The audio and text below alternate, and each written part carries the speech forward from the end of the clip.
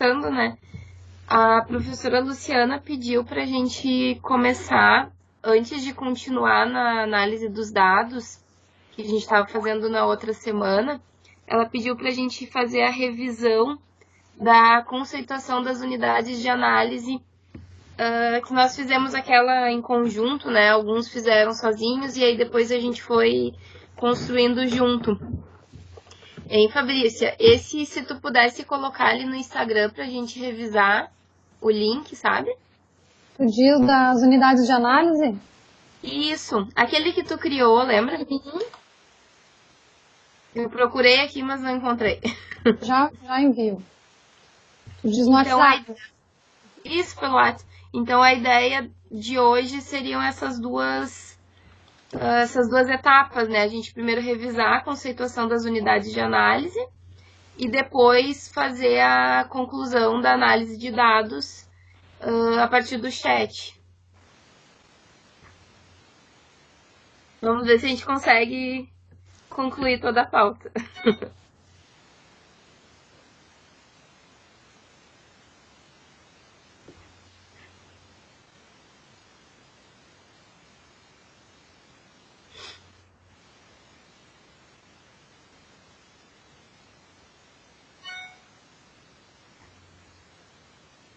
Tá só vocês duas aí na La Salle, Karen? O Nilo está aqui escondido e o Douglas também.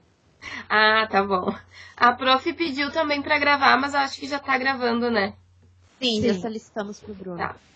Já coloquei no grupo ali, tá o link das unidades.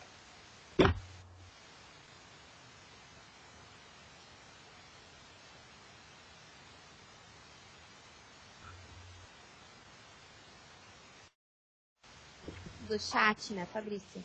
Não, eu botei das unidades, né? Não, esse que tu botou acho que foi o mesmo que eu coloquei agora há pouco. Isso, é o do chat. Tá, mas qual é que vocês querem? Não é das unidades? Aquele que tem a conceituação das unidades.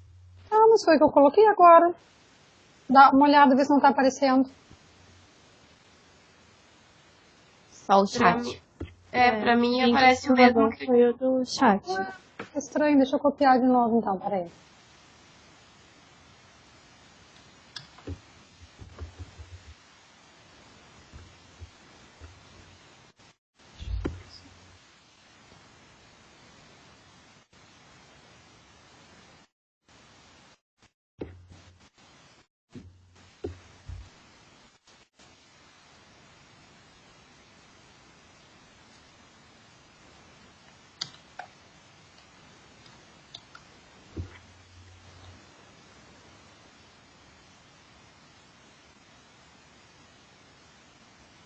É aquele arquivo do Google Docs que a gente tá botando nas unidades?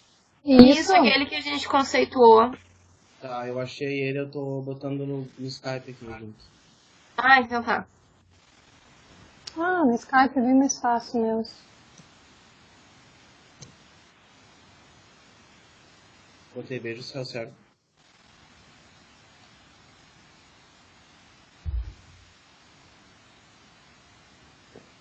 Esse mesmo.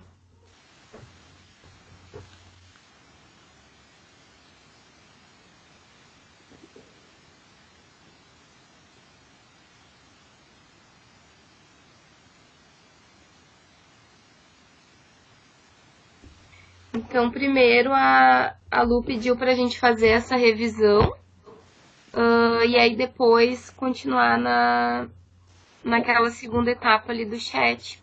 Como é que vocês sugerem da gente fazer essa revisão? Cada um lê uma, pode ser? Pode ser? Acho que pode. Então tá, vou começar já que é a minha ali. Então, contexto de aprendizagem. Onde as aprendizagens são concretizadas, seja no ambiente formal ou informal, com ou sem a intervenção de um professor. Ação do aprendente. O contexto de aprendizagem tem a intenção de propiciar o conhecimento teórico prático sobre determinado assunto. É potencializado pelas capacidades pessoais de cada aprendiz em função do meio, E aí tem a história de vida, relação com os pares, professores, família.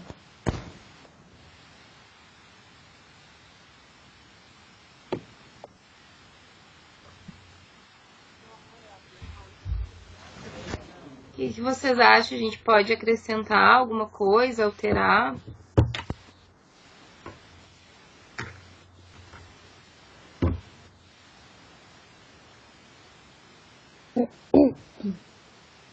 Eu acho que a gente, na verdade, a gente já revisou isso, né? Na verdade, a gente fez, depois a gente revisou com a Lu, né?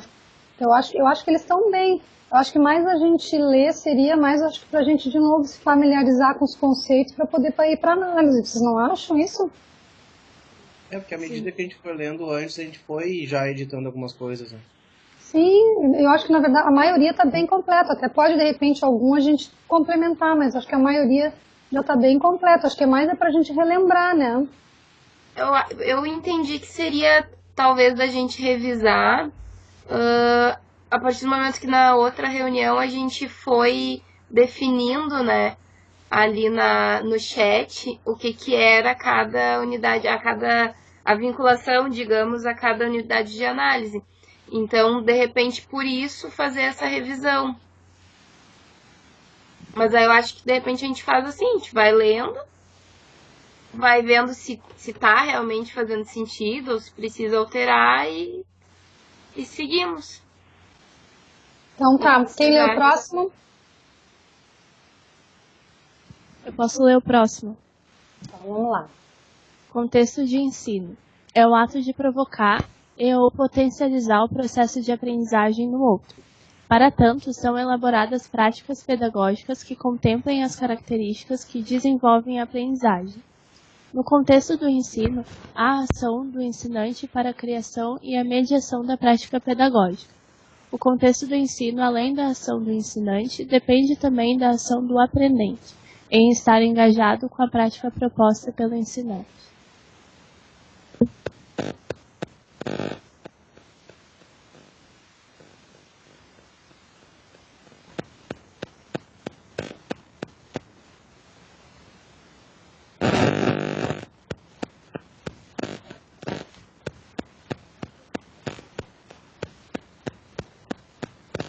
Nós continuamos, gurias.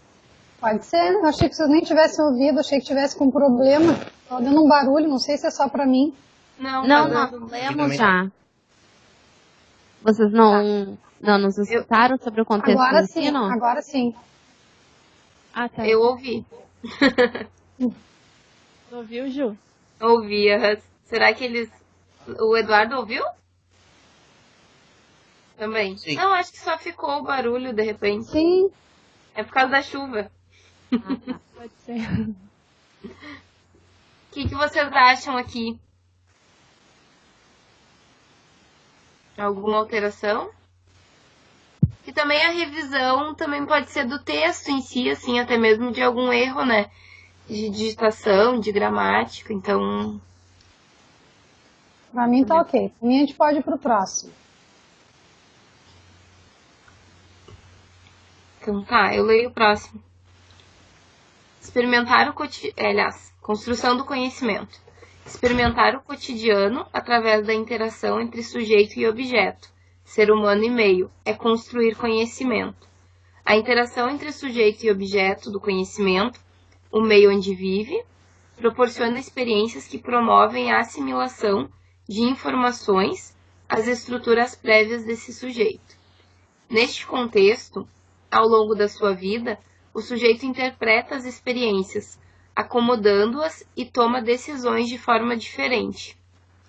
Pois, à medida em que as informações contribuem à resolução de problemas complexos do cotidiano do sujeito, adaptando-as, pode-se dizer que houve construção do conhecimento.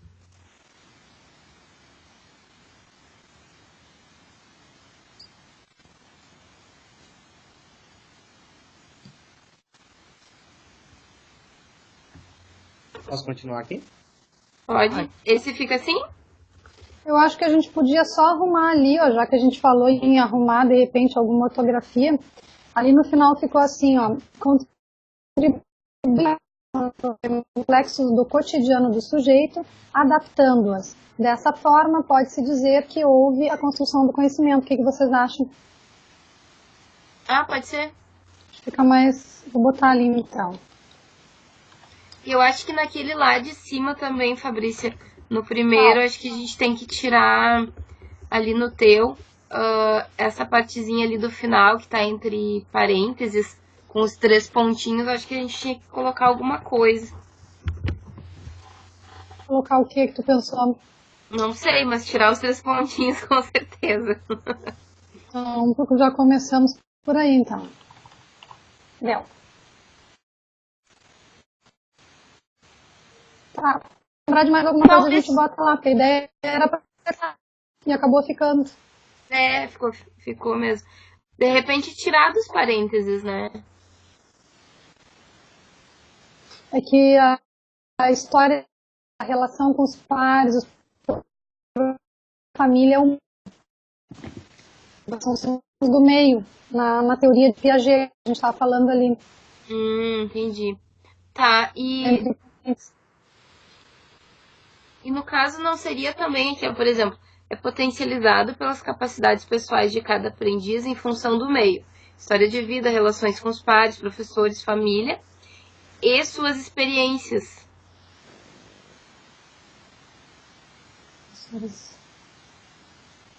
Que isso aí é que a experiência talvez estivesse dentro da história de vida, né? Mas eu acho que não custa colocar ali. Podemos colocar? Não, acho que fora daí. Do parênteses? Ah, não. É só o meio. É o meio mesmo. Tá? Achei que tu estava dizendo mais algum sinônimo para colocar ali. Entendi. É que isso aí é da teoria de Piaget, entendeu? As experiências é o meio dele também, pode ser. Tá, entendi. Quem mais estuda Eduardo, estuda Piaget? Sim, é o meio mesmo. Sim, né? Concorda que a experiência até pode ser a experiência, pode ser na história de vida, né? Mas não que vá botar o meio e a experiência.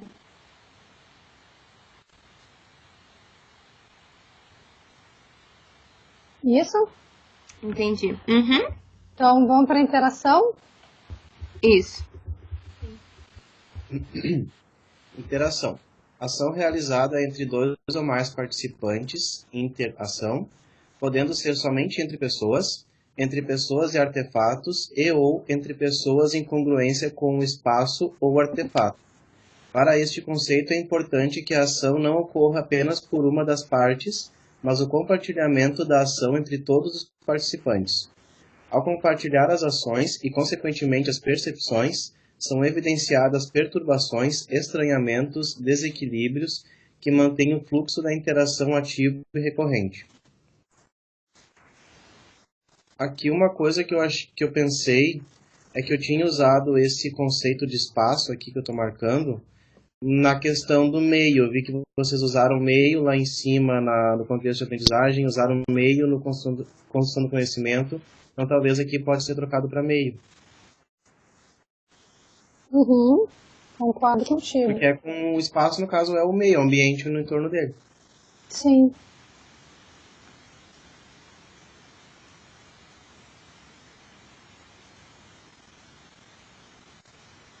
Os artefatos também são o meio, né, Eduardo?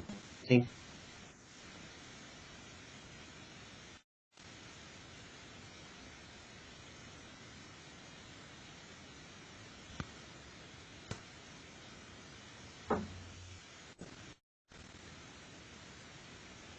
Acho que é isso, né?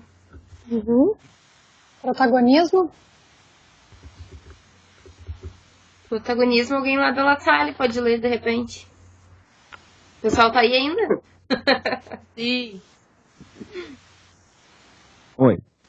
Capacidade de se desenvolver de forma responsável para a sua própria formação, assim como também para a construção de seu conhecimento, a fim de superar perturbações que ocorram nesse desenvolvimento. Por meio do protagonismo é possível a cada sujeito reconhecer e discriminar sua própria legalidade. Assim, entende-se como protagonismo a ação cognitiva de identificar e distinguir o que é importante para viver e conviver, para o viver e conviver do ser humano, para que haja a sua ação. Eu não entendi aqui, eu não sei se vocês conseguem me ajudar. Essa parte aqui da legalidade. Por meio do protagonismo, é possível a cada sujeito reconhecer e discriminar a sua própria legalidade. Como assim? O que vocês entendem por isso?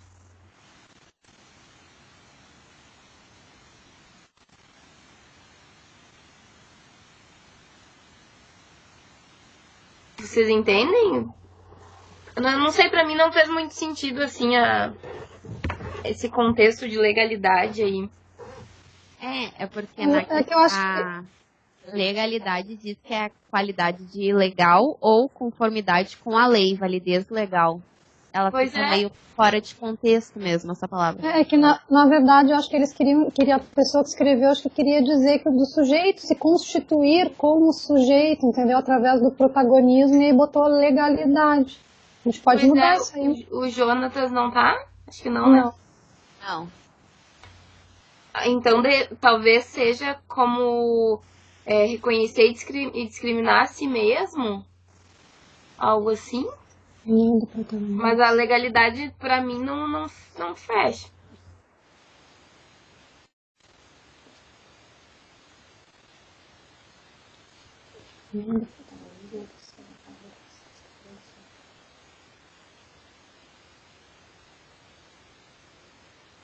Na verdade, está meio estranho se a gente for analisar ali, ó, por meio do protagonismo, é possível a cada sujeito reconhecer e discriminar.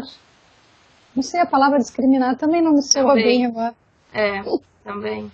Né? Porque, na verdade, é o sujeito se reconhecer, eu acho que se constituir como sujeito, não sei se a palavra certa seria essa. Eu acho que sim, talvez a gente possa fazer essa alteração, as outras não foram tão significativas, talvez fazer essa como sugestão ali aí no Drive, depois a gente vê com a Lu, né, pra ver se é isso mesmo. Sim. Pode ser, né? Que aí fica arriscado e aí se ela Até pra gente lembrar, né, que a gente mexeu nisso, porque Sim. senão depois... Tá, faz aí, Ju. Posso fazer. Até porque não fecha com a frase final também. Esse aqui, ele tá bem estranho.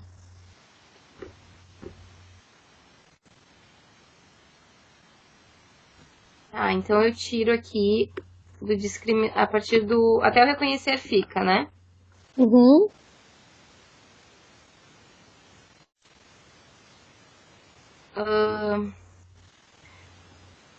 Não sei, essa parte toda tá estranha.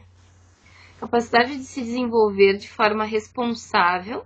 Tá estranho mesmo. Pois De se a parte... desenvolver para a sua própria formação. Tá uma coisa repetitiva, tá estranha essa... eu estava lendo o início ali e não conseguia... capacidade de desenvolver de forma responsável a sua própria formação, talvez tirar algumas coisas ali do meio que tá deixando meio poluído o que ele quer dizer. Eu acho que o de forma responsável aqui sai, né? Porque será que a gente pensa assim quando tem uma atitude protagonista? Não sei se a gente pensa na questão de... Não sei se é tão intuitivo assim a parte do responsável. Acho que não, né? Acho que o protagonismo ele pode ser responsável ou não, né? Pois é, né? Eu estou pensando que talvez a legalidade tenha sido colocado ali como um intuito do que é possível fazer, do que eu posso fazer. Então, reconhecer e discriminar suas limitações, do que eu não sei. Estou tentando achar uma lógica pro... Talvez o legalidade fecharia com o responsável. Né? Talvez ali, mas enfim, não deixa de estar estranho, mas se pensar essa questão da responsabilidade e da legalidade teria um certo sentido, né? Mas talvez ficou mal colocado. Pois é, eu não sei o que o Jonatas pesquisa, se de repente ele não pesquisa alguma coisa relacionada. Porque daqui a pouco ele é o especialista e a gente tá falando bobagem, mas não sei. Mas deixa na sugestão, e depois... Ô, gurias e guris, eu entendi ali a legalidade exatamente como o Eduardo falou, reconhecer o que é meu e o que é do outro, sabe? Sim. Só que eu falei pra Karen que não sei se seria legal se a gente fizesse uma sugestão de um novo texto, sabe? Contemplando algumas coisas do que ele disse, mas também do que a gente tem discutido aqui. Eu tava pensando nisso, porque a gente começa a fazer esse monte de recorte, talvez seja mais interessante a gente construir uma nova definição e aí depois a gente avalia junto, né? E eu acho também, outra coisa que eu estava pensando, até que da própria questão da unidade de análise, porque tá protagonismo. A gente nunca utiliza isso. Normalmente a gente utiliza a questão da autoria, né, do estudante na realização das atividades. Talvez aí que seja também o confronto que a gente está encontrando para definição, né? É a gente verdade. não utiliza isso, a gente utiliza a autoria. É mesmo? Não tinha me Talvez. dado conta, mas realmente. Talvez Então, quem seja sabe a gente não troca. outro comentário também para nós discutirmos, né?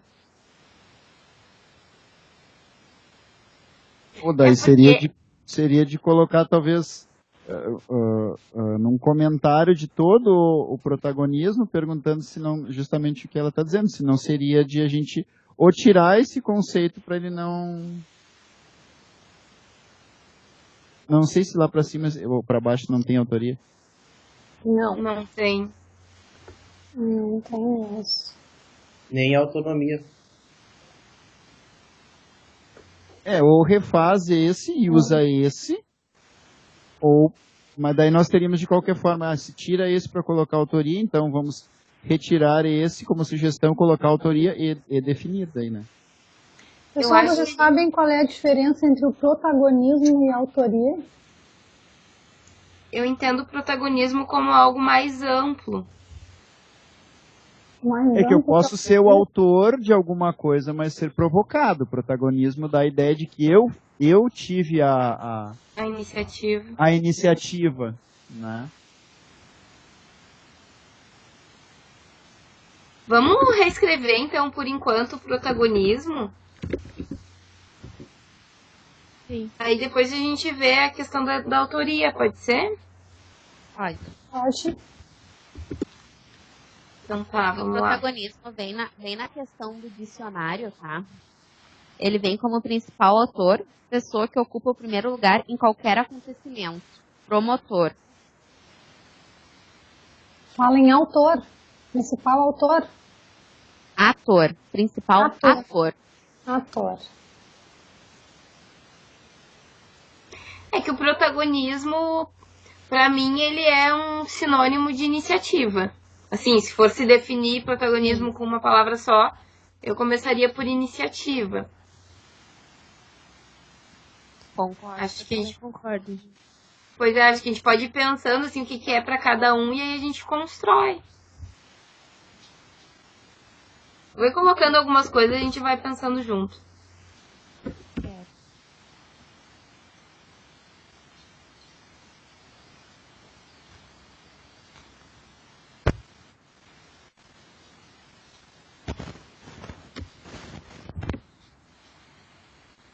A relação, relacionadas.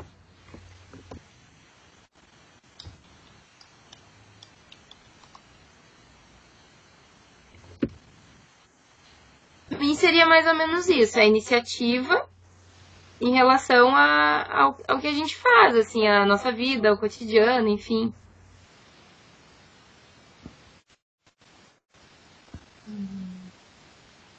E que a gente pode acrescentar aí. Acho que tá faltando uma palavra entre o as e o tomadas.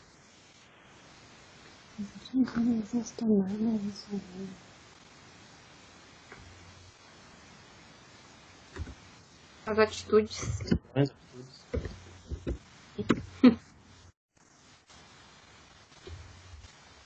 As ações, né?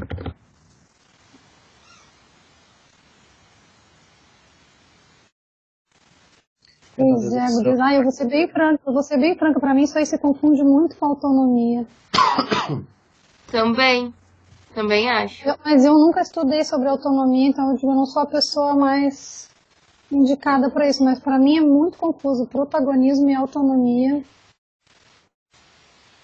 Eu, na minha humilde opinião, acho que seria mais autonomia do que o propriamente dito protagonismo.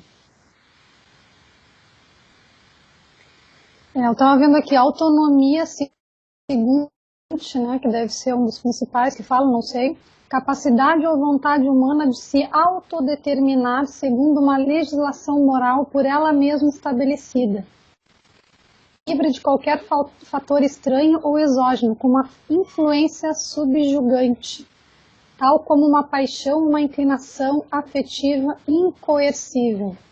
Continuo perdido. A autonomia, ela vai muito numa questão de independência do sujeito, no sentido, dentro de um contexto de ensino e aprendizagem, onde não é o professor que deposita o conteúdo na cabecinha do aluno, e sim ele que se desperta para aprender junto com o professor, junto com a turma. E aqui eu acho que a gente não está falando exatamente de autonomia no contexto das unidades de análise. O que a gente quer ver mesmo é a iniciativa do aluno, né? Vendo se ele tomou uma iniciativa, tomou alguma atitude. Ali, por exemplo, na análise dos dados ali a partir do chat, né? Aí chegou um lá e disse, porque eu acho que a gente tem que fazer tal coisa. Aí a gente identifica aquela fala dele como uma iniciativa, sendo ela autoria, autonomia ou protagonismo. Exato. Mas é uma iniciativa, na verdade, né? Só que a gente não vai colocar dessa forma. Tá, mas tu não entende, assim, que uma iniciativa, ela pode também, tanto ser o meu protagonismo como a minha autonomia? Por isso que eu tô dizendo, eu não sei, eu não tô conseguindo distinguir o protagonismo da autonomia. Acho que eles são muito baixos, né? Eu sem saber nada que eles são muito parecidos. Não, mas eu acho que a autonomia é mais esse aspecto que o Eduardo falou mesmo. Que daí do aluno até ficar mais independente. Acho que tem mais relação até com independência. Enquanto que o protagonismo com a autoria, com a atitude. Não sei se eu consegui explicar. Não, acho que independência faz sentido em autonomia mesmo. E protagonismo já não quer dizer independência, protagonismo já é mais uma iniciativa. Mas não que a autonomia não tenha uma iniciativa, concorda? Mas a independência acho que fica bem com a autonomia mesmo. Tá, e mantemos protagonismo, então? O Nilo vai dar o checkmate agora. Pois é, agora a gente. É que tem umas coisas assim, ó.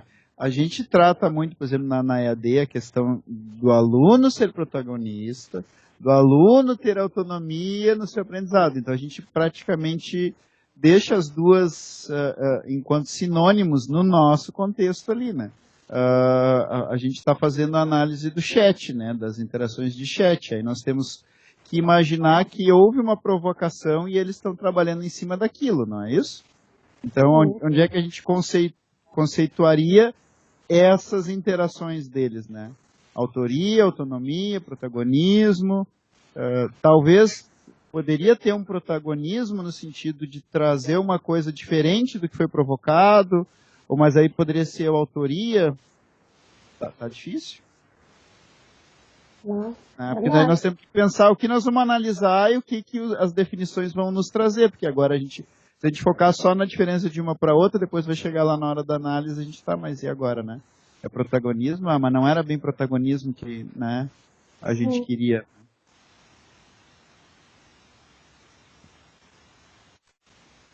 Como eu acho que a gente não vai conseguir terminar toda a pauta, vai até em função disso. Tu acha, daqui a pouco, acho que a gente tem que mais ficar claro para a gente poder distinguir as coisas e depois talvez ver qual que vai se adequar mais ao que a gente quer, né? Eu acho que já tenho quase eu tinha até que não vai falado dar. antes do protagonismo, que ele pressupõe uma iniciativa, mas ele pode ser um protagonismo a partir de uma provocação, né? Tem tudo isso, né? Sim. Tanto o protagonismo como autoria, como autonomia, enfim. É que aí vai se suceder, eu tenho uma provocação inicial e a partir dela eu me faço protagonista, me faço autônomo, me faço... Né? Eu acho que daí, nesse caso, a autoria, acho que ainda, se a gente for pensar pelo significado das palavras mesmo, aí seria tipo uma terceira opção mesmo. Primeira opção, protagonismo. Segunda, autonomia. Ou empatados ali, autonomia e autoria.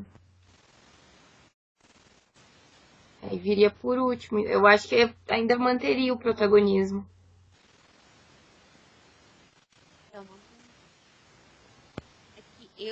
Eu vejo a palavra muito protagonismo como uma questão de ator, não de como autor, entende?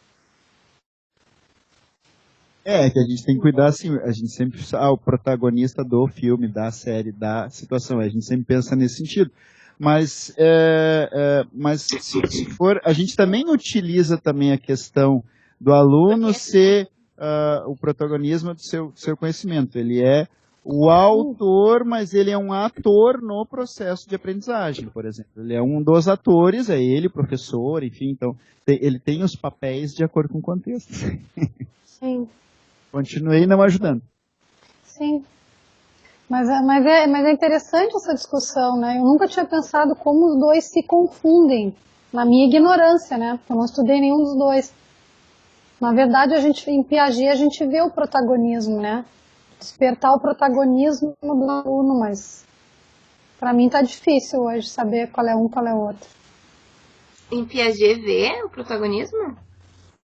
Não, é que ele fala um pouco de despertar esse protagonismo no aluno.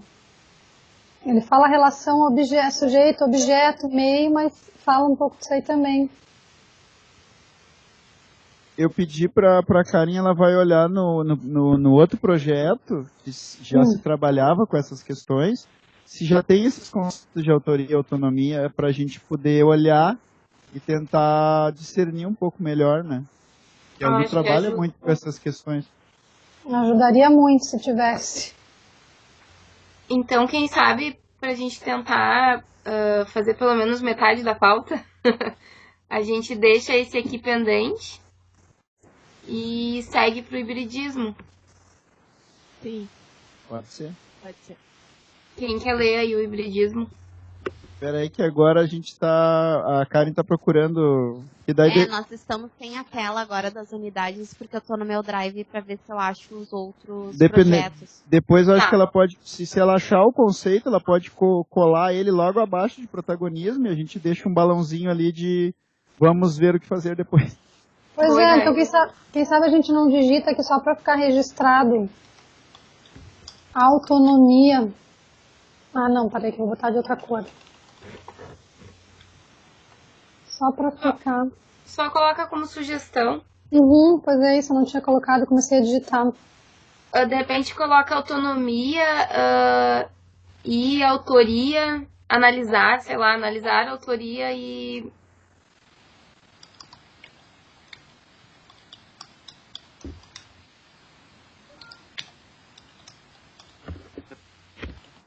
Bota um balãozinho. Tá arriscado? Fui eu que sei? Não, fui eu agora. Que ficou... Só pra não ficar arriscado. Deu? Deu. Tá. Eu acho aí, a gente pode até pensar também, durante a semana, de repente, se a gente achar alguma coisa, a gente vai complementando ali, depois a gente vê qual que fica, ou se fica todos, o que a gente vai seguir. Então tá, eu vou ir lendo aqui então o hibridismo. Mistura e articulação de 2 ou mais elementos, formando um novo elemento, que conserva características dos anteriores, desejáveis nesse processo. O resultado é um único novo elemento, indissociável. Logo, não pode mais ser explicado a partir dos elementos anteriores. Esse aqui, ele tem uma definição que exige um esforço, né? pra gente entender bem ele.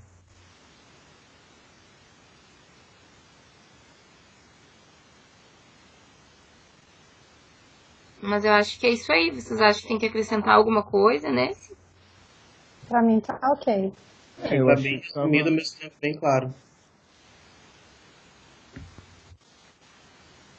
Alguém leu o hibridismo tecnológico? Posso ler. Mistura e articulação de tecnologias, tanto analógicas quanto digitais, de tal forma que passam a ser compreendidas como uma única tecnologia, ou que uma não pode ser explicada sem a outra. Hibridismo tecnológico digital, mistura e articulação de tecnologias digitais.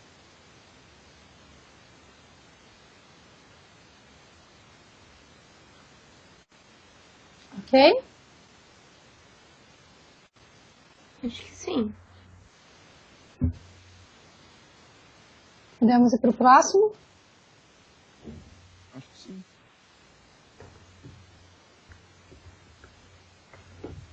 Quem lê? Ainda estamos sem tela aqui. Pode ser eu, então. Hibridismo de linguagem. São demonstrados através das múltiplas linguagens no único texto, apresentadas de maneira híbrida. Para Santaella, o hibridismo é potencializado pela digitalização, que codifica as diferentes linguagens no mesmo formato, permitindo o entrelaçamento entre elas.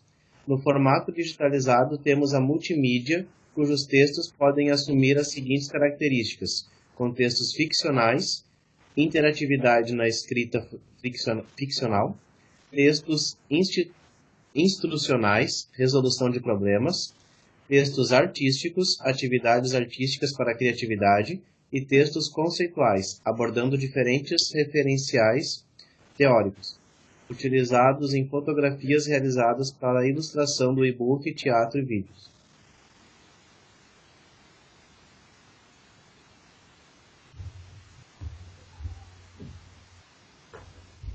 Alguma alteração?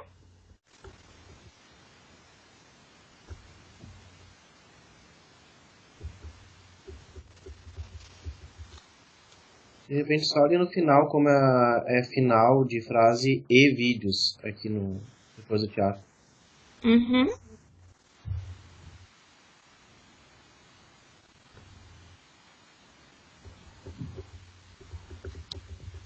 Hibridismo de modalidade.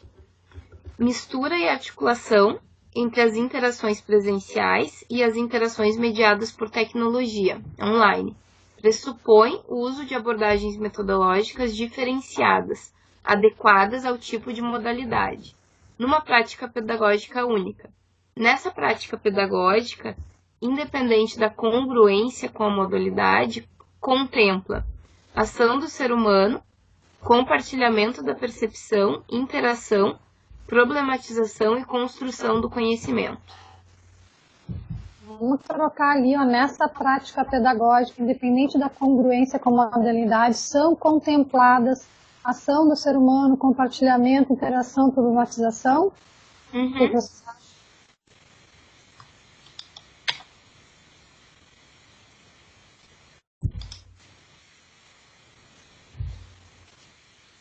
Mas eu em relação ao título mesmo, digamos ali, hibridismo de modalidade, não me diz muita coisa. Modalidade de quê? Não sei, para vocês faz mais sentido? Em relação Não, à modalidade de educação. É que, na verdade, a questão do modalidade é justamente quando a gente fala de novo na EAD, né? Eu tenho a modalidade semipresencial, a modalidade online, e eu ainda tenho a presencial, que é o ensino tradicional. Então, essa questão, o hibridismo de modalidade, a gente vai combinar as interações presenciais, quando eu tenho um encontro em sala de aula, uma vez por semana aqui, né, no caso do La Salle, e as interações mediadas pela tecnologia, que é tudo que os alunos vão fazer quando estiverem fora daqui, né, vão estar trabalhando no ambiente virtual ou nos recursos que a gente disponibilizar para eles. É este hibridismo, né, que a gente... Então trata. seria a modalidade educacional. É. Porque acho que talvez a gente teria que acrescentar aqui hibridismo de modalidade educacional, porque se a gente for pensar nessas duas palavras soltas, não diz muito. É que eu acho que quando a gente pensou no hibridismo de modalidade como sendo uma unidade de análise, a gente pensou no projeto, né? Então a gente já pensou nesse contexto. Então por isso que fez sentido, mas eu concordo contigo que só hibridismo de modalidade parece que falta alguma coisa. Sim.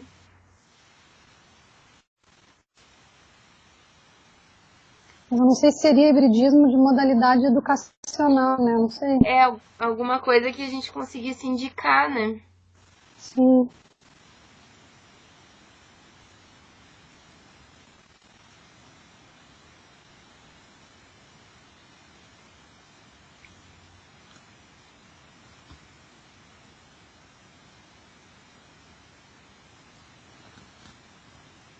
E aqui também a gente não tá falando também dessa questão, né, de que é na educação, ou de que seja um formato de sala de aula, digamos, acho que ainda teria que acrescentar alguma coisinha aqui. Aqui, por exemplo, ó, mistura e articulação entre as interações presenciais e as interações mediadas por tecnologia online. Onde? Acho que pra mim é isso que Mas falta, daí, cara. ô Ju, não fica daí, posso estar errada, tá? Mas daí não seria o hibridismo, esse de modalidade, não tá falando do hibridismo dos espaços, o digital e o geográfico, não? Não, esse hibridismo é isso que o Nilo disse. Seria a modalidade EAD e a modalidade presencial, por Se a exemplo. gente pegar o hibridismo lá, o primeiro hibridismo, ele fala mistura e articulação de 2 ou mais elementos. Quais elementos? No tecnológico, os elementos são as tecnologias, né?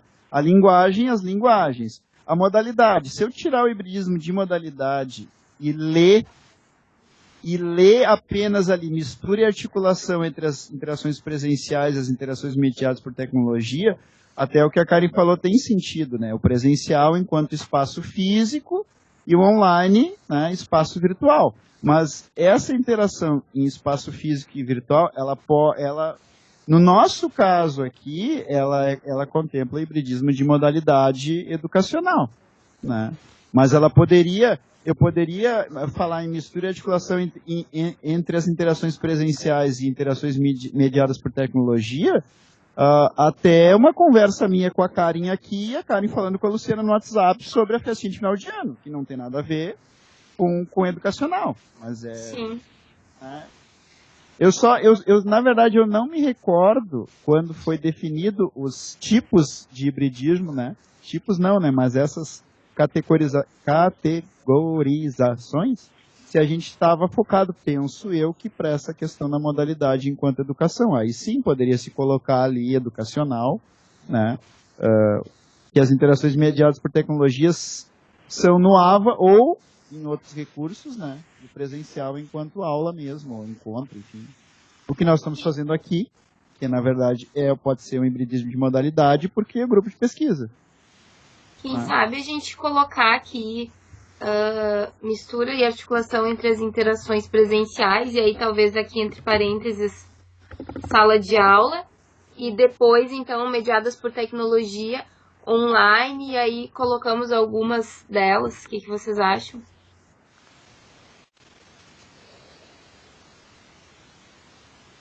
Não, acho que o presencial, para ficar enquanto exemplo, ok, né? Talvez dê. É que o online, eu posso colocar o AVA, mas não é só o AVA, né? A gente não trabalha exclusivamente, né? Embora a grande maioria sim, mas eu não posso reduzir né? O AVA, por exemplo. Gente, eu não acho que o AVA, etc., né? Um hibridismo de interação.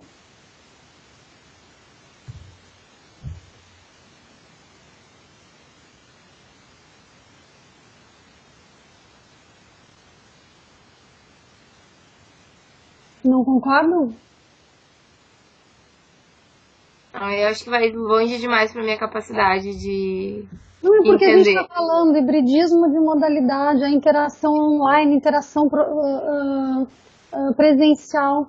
Mas, na verdade, um hibridismo de interação é interação online, tem a interação presencial, que a online vai ser pelo, sei lá, qualquer uma das tecnologias, a presencial pode ser na sala de aula. Mas aí aqui acho que tem a diferença, eu entendi. Mas tem a diferença da questão da prática pedagógica, que é uma das questões que a gente trabalha também, que acaba sendo diferente, né? Toda a organização, todo o planejamento de uma aula numa sala de aula normal, tradicional. Essa sendo bem a questão do hibridismo da modalidade, que no caso daí seria educacional, daí seria na questão a disciplina ser presencial, a disciplina ser EAD. Pensa, né? Não seria isso o hibridismo de modalidades? Ou não? Tu pode repetir, Karen, pra mim aqui travou. Tá. A questão do hibridismo de modalidade que a gente estava discutindo da modalidade educacional, né? Essas modalidades educacional seria a questão da disciplina presencial, a questão da disciplina EAD e a questão da disciplina online. São tipos de modalidades da disciplina, no caso. Vamos falar assim. Sim. Eu entendo que sim. Do presencial, o semi e o online. Isso. Eu acho